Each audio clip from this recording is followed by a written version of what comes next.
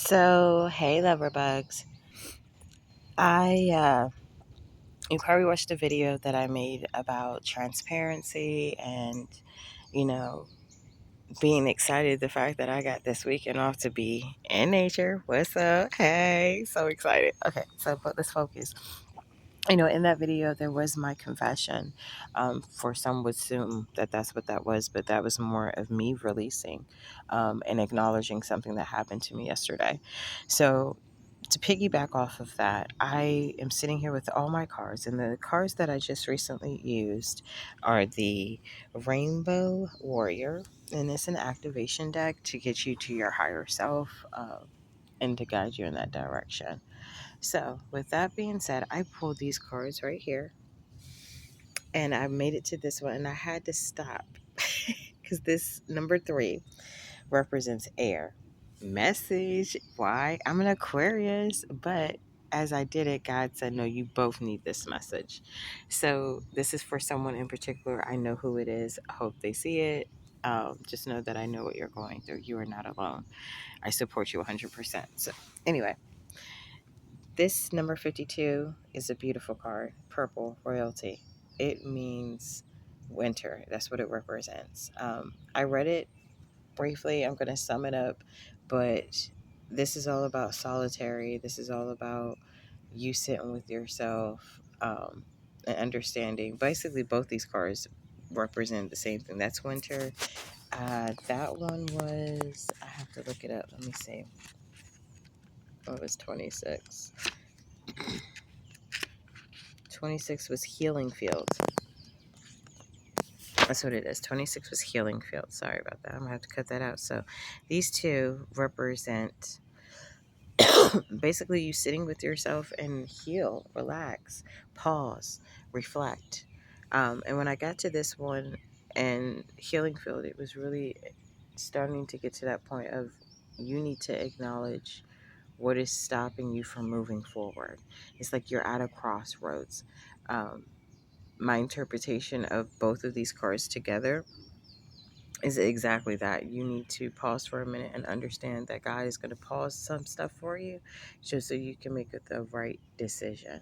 Um, there was a lot there, but now we moved into air, and that's when I stopped because I was like, this is a message. Because this has already been a clear confirmation of what I spoke on in the other video, is knowing that I fought something and God has made it a way for me to come back to where I can become whole again. And I think we all need to sometimes take a pause from work and life and just get yourself back on track. If you know you are off, babe, like pull back for a second and breathe. Like my tattoo says, just breathe. Just breathe. So, moving forward, I'm going to go backwards and reread number 26, which is our healing field. Relaxation, epignomy, honesty, resonance, healing space, and balance.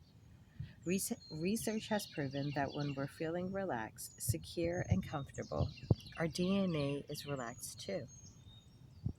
Relaxed DNA will find ways to heal itself or adapt and change to cause health. On an energy level, we call this the healing field. It will find ways to heal itself or adapt and change to cause health. So, it is the energetic signature we can focus on to create a balancing of our mind, body, and spirit. In the physical body, it is the role of the epignomy that causes the necessary transformations. Make no mistake about it, healing requires change on every level, and I so agree on that. And I say that to myself, like, and if there's a lesson, bro, there's a whole transformation you're supposed to be getting ready to make. You need to learn from it and move forward. In fact, by the time we experience disease in the physical realm, we've been struggling with imbalance in all the other dimensions for quite some time. The good news here is that any change on any plane of existence will ignite the healing process for all of them. It's time to get on board. Now, I take that when I read it, I said, yeah, I'm slipping. It's time to heal some parts in me. And that's why I'm out here, is to release, to give back to my whole. To do that, you got to speak it to release it. You know what I mean? Either to self or to the person or the situation. But let's move forward. Air is what got me. And I had to come to you guys and share this with you. So, air is thoughts, communion, necessity, willfulness, charisma, and demeanor. See, air is our presence that is active at all times and transmits to anyone we come in contact with and is all pervasive, complete, and necessary. It is mandatory for life but absent of feeling. So, air also represents our mental facilities, our thoughts and ideology. When air arrives in your cards, you're being asked just to break down your situation to its most basic properties, surface level. What do you need and why? Most of all, what message is it sending to others with whom you come in contact? Are you naturally enlisting the support or the repulsion of others? See, allow yourself to become aware of your ever flowing thoughts and recognize they're as powerful and valuable as air. What you put into the universe is what you manifest. Change the way you move, change the way you think, change the way you interact with others and represent yourself. You're better than that, is what I got. Oh, my ear started ringing when I started reading that part. Oh, that was loud. All right, so number 4,